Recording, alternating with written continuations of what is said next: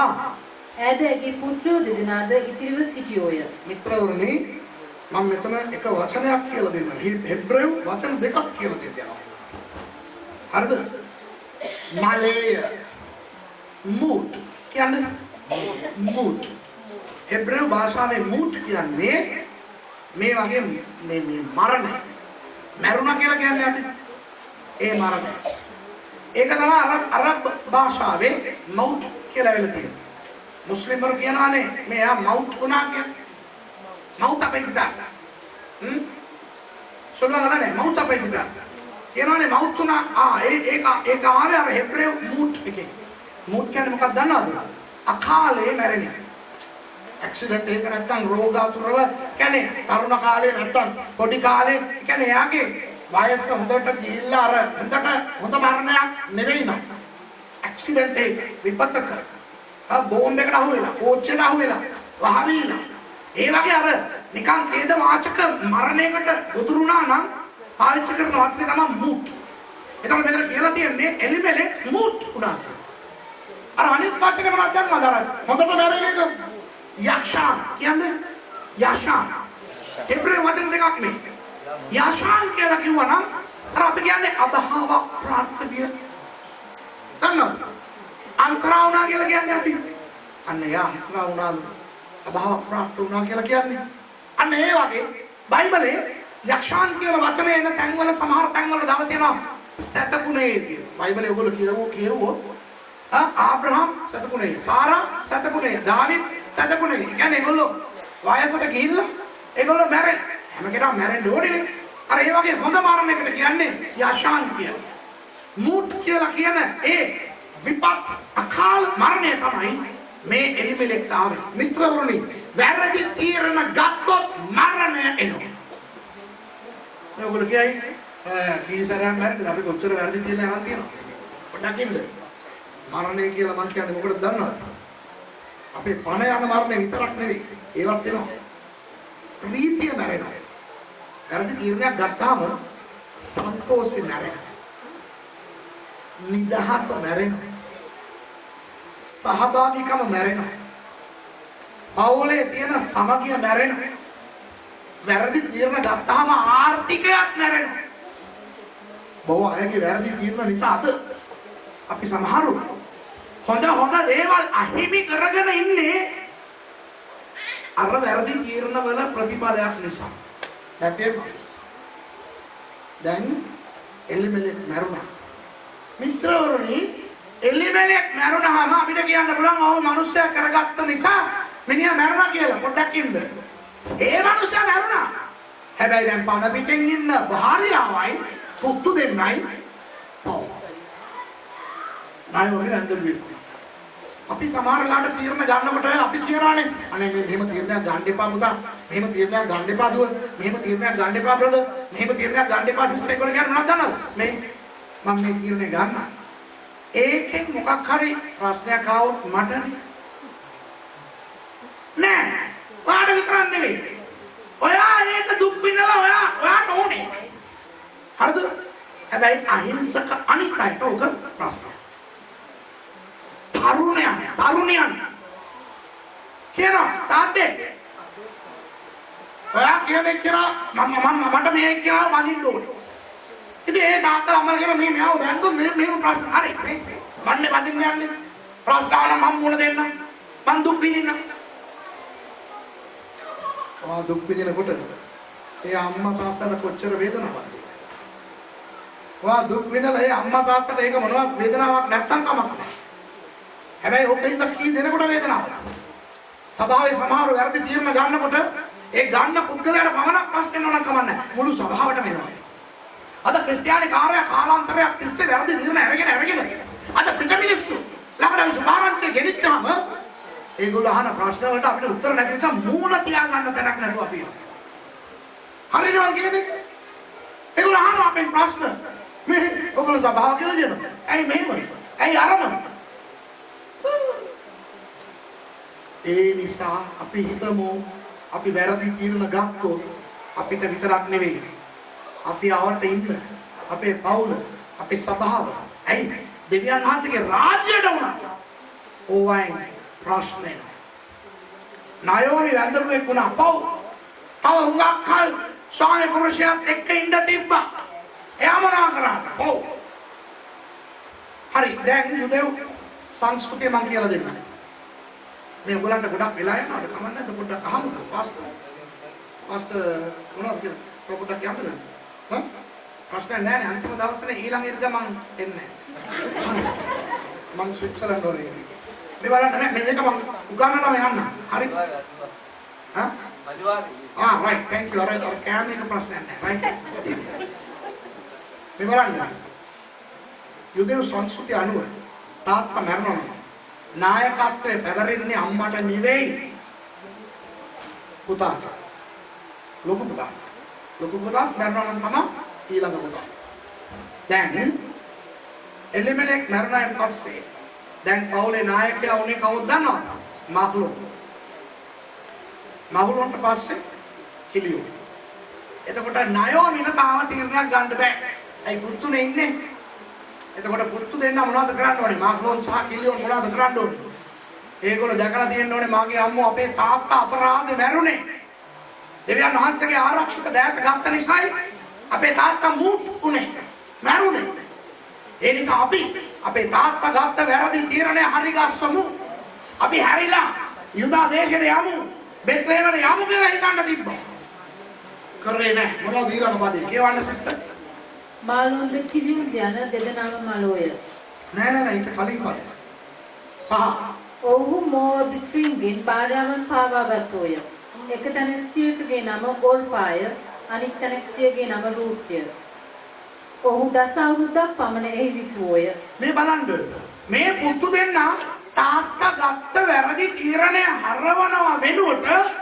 මේ අය තවත් භයානක තීරණයක් ගන්නවා මොනවාද මොවබ්බරුන්ගෙන් භාර්යාවන් ගන්නවා ඒ රටට ගියේකම වැරදි ඒකට තමයි තාත්තට වැදුනේ ෂොට් එක දැන් පුතු දෙන්න ඊට වඩා ජරා පාපයක් කරනවා මොනවද කරන්නේ ශාප දෙකක් ගේ ඇතුළට ගියේ එක ශාපයක් කවුද ඕර්පා අනිත් ශාපේ කවුද රූත් මොවබ් කාන්තාව ඒ අයව විවාහ වෙනවා දෙවියන් වහන්සේ කියලා දෙනවා මේ වගේ වැඩ කරන්න එපා කියලා නමුත් දෙවියන් වහන්සේගේ අනුකම්පාව පරණ කිවිසුමේ තියනවා කියලා තවත් මම ඔප්පු කරන්නද අවුරුදු 10ක් ටයිම් දුන්නා දෙවියන් වහන්සේ අවුරුදු 10ක් කාලේ දෙනවා බැඳපු ගමන්ම මේ මාග්ලෝන් කෙලියොන්ව මැරුවේ නෑ දෙවියන් වහන්සේ අවුරුදු 10ක් කාලය දුන්නා ඒ අවුරුදු 10 තුල ඒ දෙපාරවල් යුවල් දෙකටම දරුවෝ දුන්නේ නෑ යුදෙව්ව දන්නවද ඒගොල්ලෝ දරුවෝ නැත්තම් ඒගොල්ලෝ දන්නවා ඒක සාපයක් හරිද එතකොට අවුරුදු 10ක් තිස්සේ මාග්ලෝන් රූත් කෙලියොන් ඕල්පා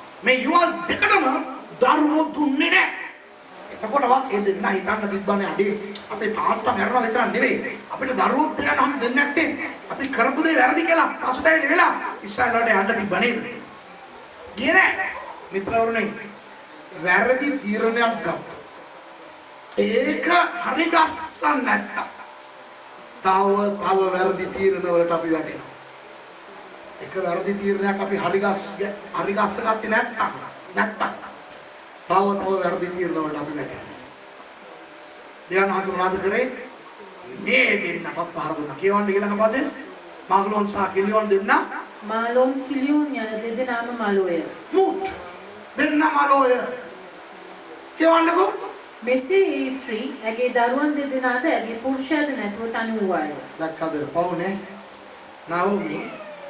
නයෝමි දැන් වැඳපුවෙක් වුණා විතරක් නෙවෙයි අවුරුදු 10කට කලින් දැන් අනාථයක් බවට කවුරුත් නැතිනවා මිත්‍රවරුනි නයෝමි මෙතන පවු ඇයගේ කිසිම වැරද්දක් නැහැ යුදෙව් සංස්කෘතිය අනුව ඇයගේ කාලේ ඇය උපන්දා පටන් විවාහ වෙනකන් තාත්තගේ තීරණ වලට යටහත් වෙන්න ඕන විවාහ වුණ මොහොත පටන් ස්වාමි පුරුෂයා මැරෙන තෙක් ස්වාමි පුරුෂයාගේ තීරණ වලට යටහත් වෙන්න ඕන ස්වාමි පුරුෂයා කාලේ මැරුණ නිසා දැන් පුතු දෙන්නගේ තීරණ වලට යටහත් වෙන්න ඕන ඒ නිසා අනුන්ගේ වැරදි තීරණ නිසා වැන්දගුවෙක් වෙලා අනාථියක් වෙලා පිට රටක ඛණ්ඩ නැතුව ඉන්න තැනක් නැතුව මේ වගේ කේද වාචක තත්ත්වයට මේ ණය වෙනවා අද මෙතන කී දෙනෙක්ද ණයෝමිලා වගේ ඉන්නේ මම දන්නවා අපි hina වෙනවා අපි එළියේ hina වෙනවා මිනිස්සු එක හොඳට ඉන්නවා.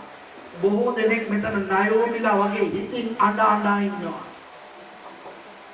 ඇයි දන්නවද? වෙන කවුදෝ ගත්ත වැරදි තීරණ නිසා.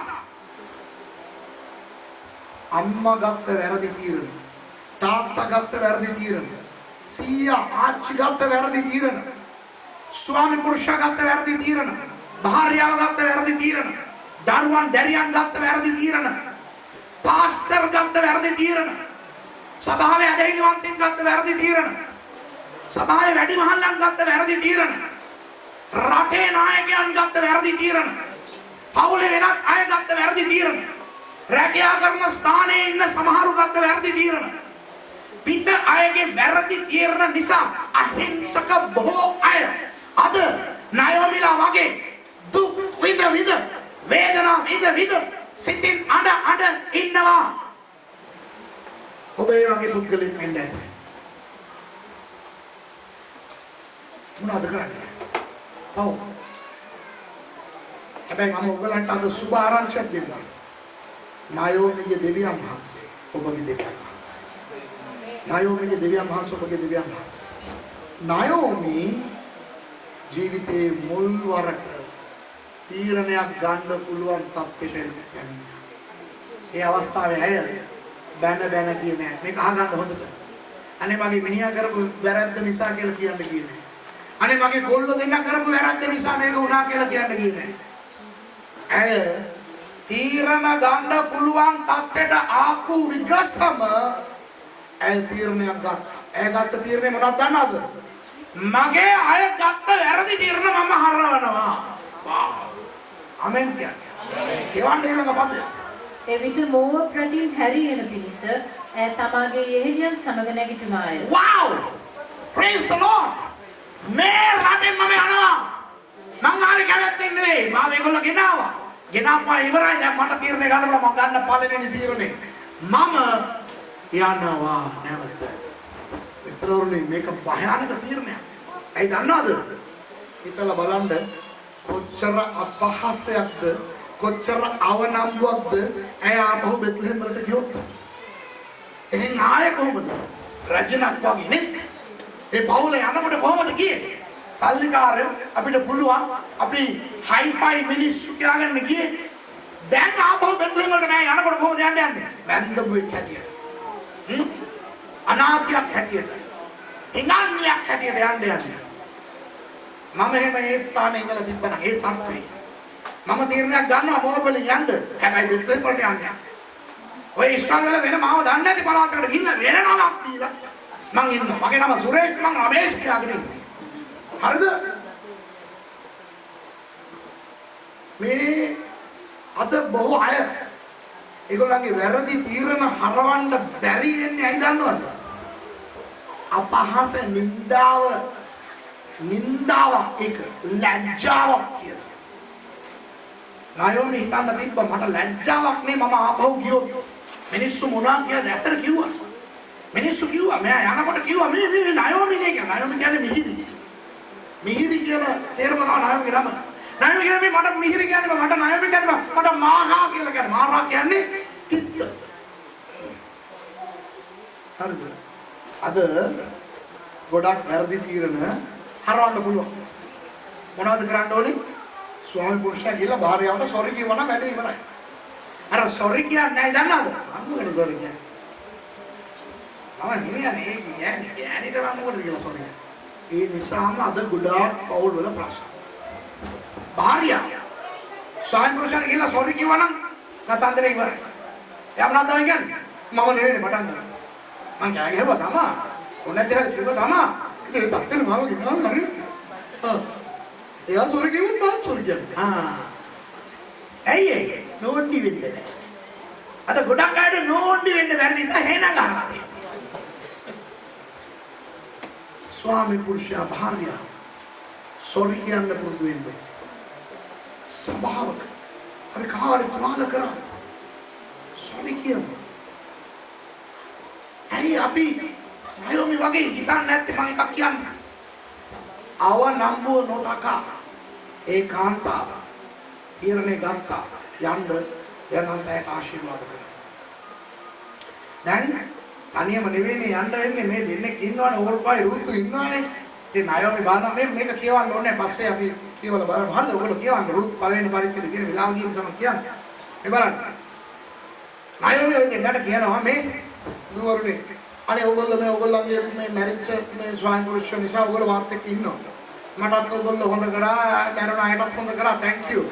හැබැයි මාත් එක්ක දැන් ඉඳලා වැඩක් නැහැ. ඔයගොල්ලෝ ගෙදර යන්නලා. ගිහිල්ලා වෙන කාමාරේ කසාද බැඳගෙන ඉන්න.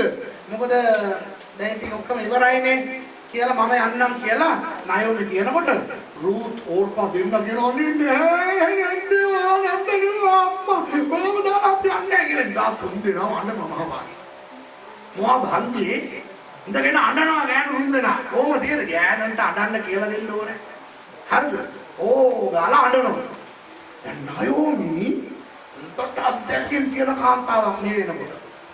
ඇය දන්නවා ඇයත් අඬනවා ඕර්පත් අඬනවා රූතුත් අඬනවා තුන් දෙනා අඬනකොට නායෝමිට දන්නවා එක්කෙනෙක් බොරුවට අඬන්නේ කියලා.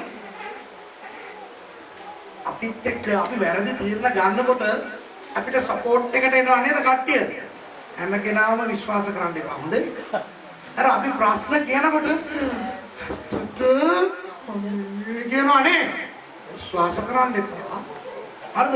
ඔයගොල්ලෝ ගිහිල්ලා කියයි කාට හරි මේ මට තියෙන හැකියාවට මට තියෙන කැක්කුමට දෙවියන් වහන්සේගේ සේවය කරන්න කොච්චර සාපිපාසයක් තියනවද කියලා මම මේ වෙනකොට ඇසිස්ටන්ට් පාස්ටර් වෙනවා තියෙන්න ඕනේ බලන්න මාව මට මොනවද දෙන්නේ නැහැ නේ කියනකොට ඇත්ත තමයි මාව දෙනවා දෙනවා නමස්කාර කරනකොට නමස්කාර කරනකොට මෙයා මොනවද කරලා තියෙන්නේ ඇස්සරගෙන බලන්න. හරි. එතකොට කියනවානේ අනේ ඇත්ත තමයි කියලා විශ්වාස කරන්න. භාගයක්ම පානිය දාන්න. හරිද? නායෝමි දන්නවා 50% මෙතන ව්‍යාජයි. ආපහු බය කරනවා. දැන් කියනවා මේ මම වයස්ක ගෑණියෙක්ද මං ආය අසාද බැනලා මට පුතෙක් ඉපදිලා ඒ පුතා ලොකු වෙනකන් ඉඳලා ඕගොල්ලෝ බඳින්නද? ඒ නිසා ඔයගොල්ලන්ට ස්වාමි පුරුෂයෙක් හම්බෙන්නේ නැහැ. අනේ ඔයගොල්ලෝ ආපහු යන්නලා කියපුවාම 14 වෙනි පදේ කියනවා තව වැඩි ඇඬුවලු. හරිද? ඔය මලකේවල වල හදාගෙන ඉන්නකොට අර තව කවුරු එනකොට ඒ වගේ වැඩි නඩනවා තුන් දෙනා ඉඳලා හොගා හඬනවා ඕර්පත් කියන රුදු කියලා අනිය හෙන්ද ගානේ කියනකොට දාලා අබ්බා එකක් වදිනවා නායෝමි නේද ඉතින් ගණන් ගත්තේ නැහැ අඬාගෙන ඉන්නකොට ඉතින් බදාගෙන ඉතින් අඬන්නේ කෙනෙක් කිස් කරා අර අඬලා එහෙම ඉවර වෙනකොට බලනකොට නායෝමි රුත්‍රි විතරයි අනේ තුදාම මාරු ඒ බගේ කියවා මිසස් ඔහු ශබ්ද නගා නැවත ඇඬුවෝය. ඕර්පා ඇගේ නැන්දා සිබ යන්ට ගියාය. දැක්කද? කිස් එකක් දෙනවා මාත් ඒකයි අස්සල ඒක නිකන් කියලා තියෙනවා. නොමු ඕගොල්ලෝ ওই ප්‍රශ්න කියනකොට ඕනාවට වඩා එන්නන නේද? ෂෝ පෙන්නන නේද? විශ්වාස කරන්න. ඔයගොල්ලෝ දෙන්නෙක් තුන් දෙනෙකුට කතා කියනකොට එක්කෙනෙක් අනේ එනවා තමයි දෙන්නේ. අර නිකන් අහගෙන ඉන්න එක නා හරි කමක් නැහැ. හරිද? අර ඕනාවට වඩා නේ තුට් අලන්ඩ විශ්වාස කරන්න. පස්සේ මම බදාගෙන කිව්වා දෙන්න සිස්ටර් කියලා නේද? තමයි හතුරු ඕර්පලා උන්ට කිස් දෙනවා නේද? ඕර්පා කිස් එක දීලා මානවා. දැන් නායෝමි කියනවා රූට් දුවේ අන්න අරක ගියා. උඹත් ඵලයන් ඒ වගේම ඵලයන් පව් උඹ මොකටද මේවා කරන්නේ කියනකොට රූට් කතා කරන්න පටන් ගන්නවා. දැන් කියවන්න ඕනේ සිස්ටර්. රූට් කියනවා මොකද්ද කියන්නේ කියලා බලන්න. කීවෙනි පදේද? 16 වෙනි පදේ බලන්න. රූප් කියන්නේ නුඹ හැරී යන ලෙස මට පෙරත්ත නොකරන්න. මාව බල කරන්න එපා ඇන්ටි. නාව යන්න කියන්න එපා මං තීරණය ගන්නම්. මොකද්ද තීරණය? මක්නිසාද නුඹ යන තැනට මමත් යමි. නුඹ යන තැනට මම යමි. නුඹ කියන්නේ කොටයිද? මොනවාද? ඔයාව මම තනියම යන්න දෙන්නේ නැහැ. වාව් ඒක ආශිර්වාදයක්ද නැද්ද? තනි උණු කාන්තාවට මෙවැනි වචනයක් එනකොට ඒක ආශිර්වාදයක් නෙවෙයිද? හැබැයි කතා කරන්නේ කවුද? ශාපයක් ඔය කතා කරන්නේ හරිද? රුත් කියන්නේ මොහොත් කාන්තාව. ශාපයක්. ශාපේ කතා කරලා කියනවා මාම ඔයාව තනියම යන්න දෙන්නේ නැහැ කියවන්න. නවතින තැන මමත් නවතින. ඔබ නවතින තැන මම නවතින. මෙයා ආච්චම්ම කෙනෙක්. මෙයාට ගහක් යට නිදා ගන්නත් පුළුවන්. ඔය ගෙවල් ගයක් ළඟ ගිහිල්ලා ඔය මිදුලේ හරේ ආහන්ස් වෙන්න පුළුවන්. නෝ මොහොත් තරුණියක් වන මේ රුත්ට පුළුවන් දෙහෙම බෑ. ඒක එයාට අනතුරුදායක දෙයක්.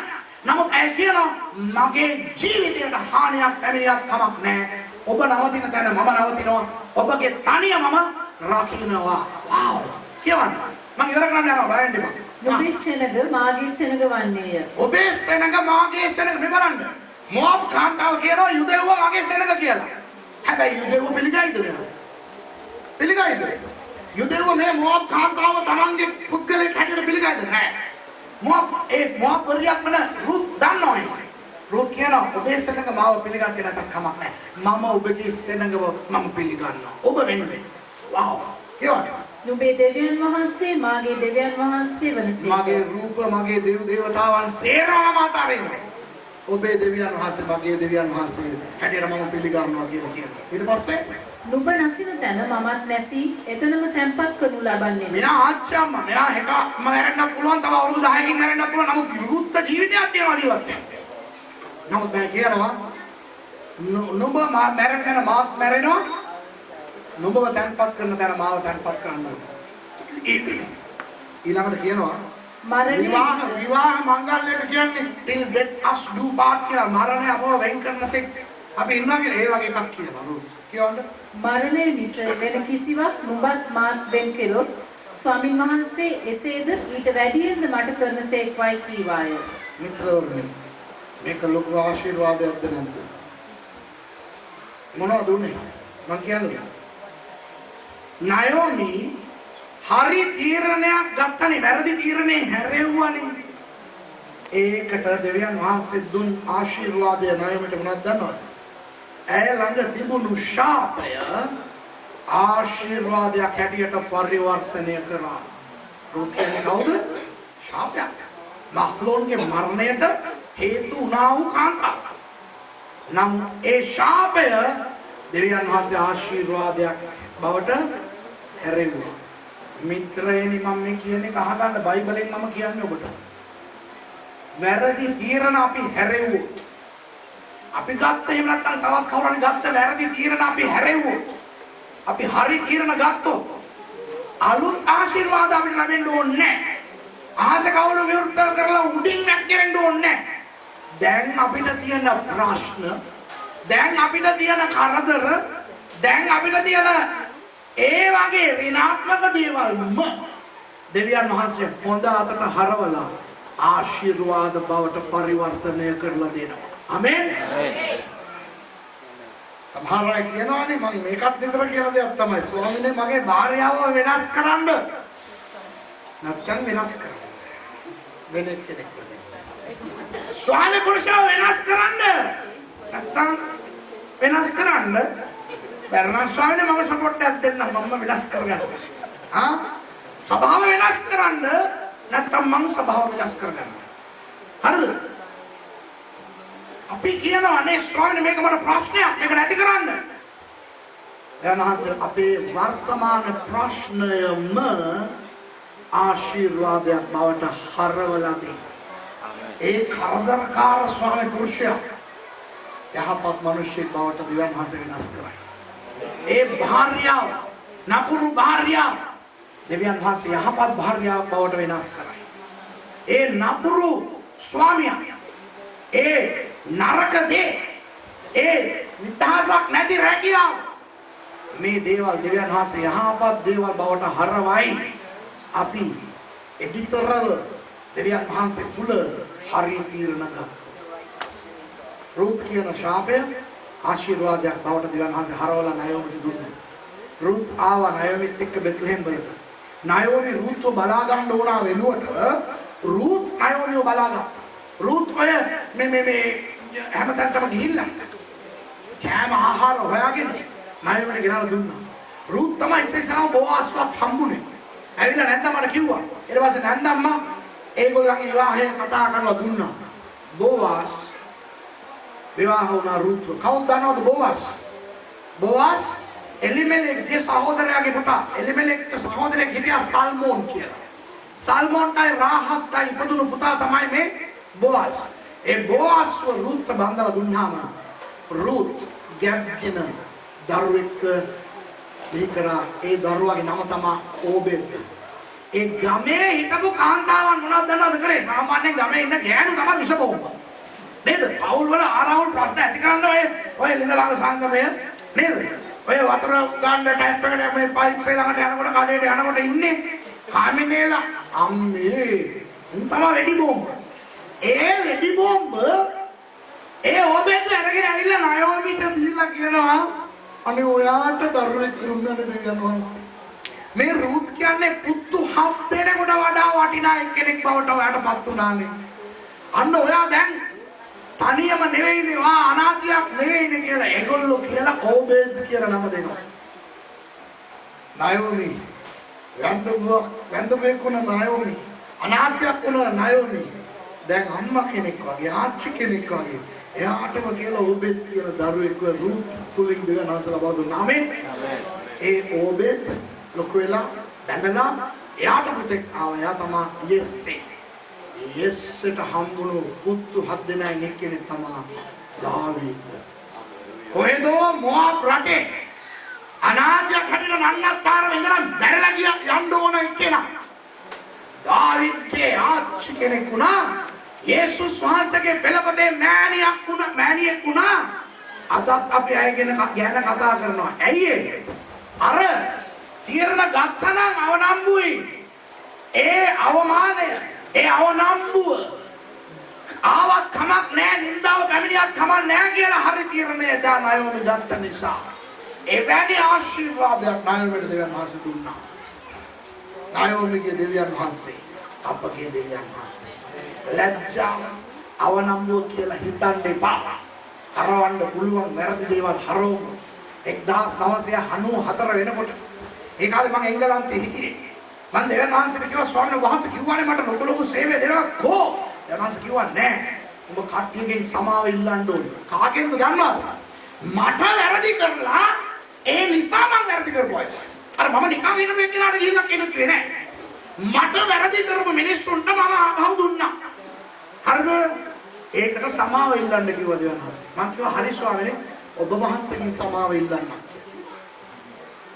ගණන්ස්කව නෑ. ඒ අයගෙන් ඉල්ලපන්. ස්වාමීනි මම එංගලන්තේ ඉන්නේ දන්නේ නැද්ද? ඒගොල්ලෝ ලංකාවේ නෑ ලියුම්පන්. ඇඩ්‍රස් දන්නේ නෑ. අර එක පාස්ටර් කෙනෙකුට යවපන් එයා ඔක්කොටම දෙයි. එතකොට එයාත් දැනගන්නේ. කමක් නෑ. නින්දා අවනම්බුව නොබලා සමාව ඉල්ලපන්. මෙන්න මෙච්චර මිටියක් ලියු. එච්චර හොඳ එක්කෙනෙක් මං ඉස්සෙල්ලා. ලියුවා. ලියලා එංගලන්තේ ඒක මම තැපැල් කරා. අර අන්තිම ලියුම යනවත් එක්කම වැටෙනවත් එක්කම ලියුම් පෙට්ටිය මාව පීඩනයටපත් කරලා තිබ්බ ලොකු ගලක් මගෙන් අයින් වුණා වගේ මං සැහැල්ලු වුණා. ඒ තිත්තකම ඒ වේදනාව ඒක එහෙමම නැති වුණා. ඊට පස්සේ මම ලංකාවට ගිහිල්ලා සේවය මවුන්ට් කාමල් සේවය පටන් ගත්තා. මම එංගලන්තේ අතහැරලා 96 ලංකාවට ගියා. මට නිකන් ලැජ්ජයි වගේ මොකද මම ආයේ නුවර ගියේ අර කට්ටියව මම දකිනවා. දන්නවද මොනවද දෙවියන් වහන්සේ කරේ කියලා? මට ඉහළේ හිටපු අය මගේ ළඟ ඇවිල්ලා ඉගෙන ගන්න දෙවියන් වහන්සේ කරා. මම උගන්නන පන්තියට ඇවිල්ලා මගේ ළඟ ඇවිල්ලා excuse me sir, excuse me pastor කියලා කියන්න තරම් දෙවියන් වහන්සේ මාව උසස් කරා. අපි බය වෙන්න නරකයි. අවනම්බුව එයි, ලැජ්ජාව එයි, නින්දාව එයි කියලා අපි සමහර වැරදි තීරණ ආය හරවන්න නැතුව ඉන්නවා නේද? මම කියන්නම් ඔයගලන්ට අත්දැකීමෙන් සහ මේ ඉගැන්වීම තුලින් බය වෙන්න එපා. දෙවියන් වහන්සේ නින්දාව අයින් කරලා ගෞරවය දෙන නයෝමිට දුන්න ගෞරවය නිකන් එසේ මෙසේ ගෞරවයක් අද අපි අය ගැන කතා කරනවා. නයෝමි නැත්නම් රුත් පොත නෑ දන්නවද? ගොඩක් අය හිතන්නේ රුත් පොතේ මේ ප්‍රධාන චරිතය රුත් කියලා නෑ. ප්‍රධාන චරිතය නයෝමි.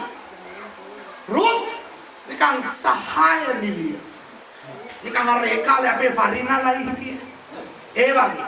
හරිද? අර ඇල්ල මුවක් බල නටලා මහලෝන් බැඳලා මහලෝන් මරණම් පස්සේ ඊට පස්සේ හැදුනේ කියලා. නායෝනිගේ දෙවියන් වහන්සේ ඔබගේ දෙවියන් වහන්සේ.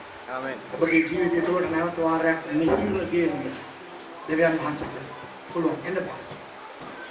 මම ඔබට වෙන ආඥා කරන්න යනවා. මේ අවස්ථාවේ කවුරු හරි වැරදි තීරණ ගන්න හිතාගෙන ඉන්නවා. පොඩ්ඩක් කල්පනා කරන්න. ඔක හිත මොනවද වෙන්න යන්නේ කියලා හිතන්න. වැරදි තීරණ නිසා දුකෙන් ඉන්න ඔබ. බය නැතුව ඒව හරවන්න. දෙවියන් වහන්සේට ආශිර්වාද කරන්න. නැගිටින්න ඕනේ නැහැ. ඔහොම ඉඳලා ඔහොම ඇස්වා ගන්න මම වෙන්නේ. ආදරවත් දෙවියන් වහන්සේ මේ වචනය අසපු මේ සහෝදර සහෝදරියන් ඔබ වහන්සේගේ පාමුල තබලා යාඥා කරනවා ස්වාමී.